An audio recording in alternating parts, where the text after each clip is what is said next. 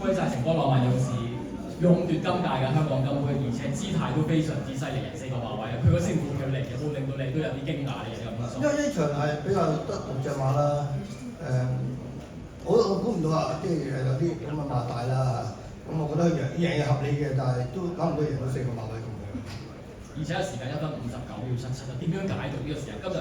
今日場地掛牌嘅人即係我諗前面嘅步速應該會快咯，同埋佢都好輕鬆，我覺得2000你知啦，佢都係跑2000係最好嘅啫。咁2000對佢嚟講係好輕鬆，佢麥道內都好熟佢咁。咁今日嗰個 tempo 又啱佢咯，咁樣樣都係就到佢嚟一個好完美嘅 position 擺入去，一個完美嘅位置啊，佢都係做得好好啦。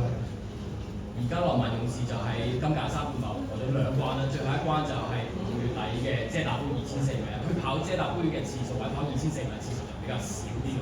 其實嚟緊會點樣即係部署佢嚟到，即係佢嗰個韌力啊進一步增強？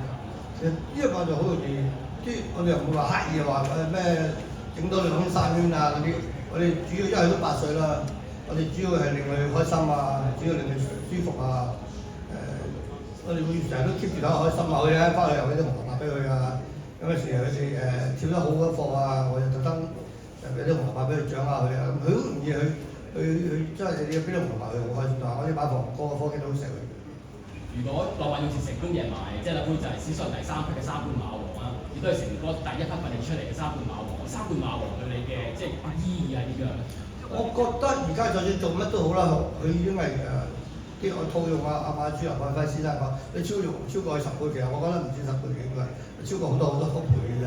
即係佢做乜嘢我哋都好欣賞㗎，我用一個好感恩、好欣賞嘅態度而家對佢啦。如果跑得好，哇，掌聲鼓勵；如果有咩嘅，我哋會小心睇清楚。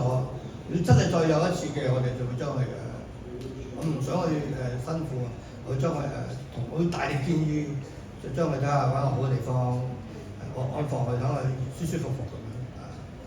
近少少咯，下一場係跑翻2級賽嘅決定目標定跑呢場直接跑4月尾嘅。我哋跑4月嗰場女王杯，應該跑完女王杯先跑遮打杯。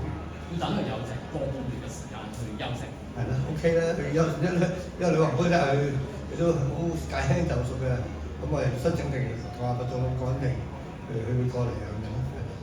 再次恭喜成哥，多謝你，感謝你，多謝，多謝。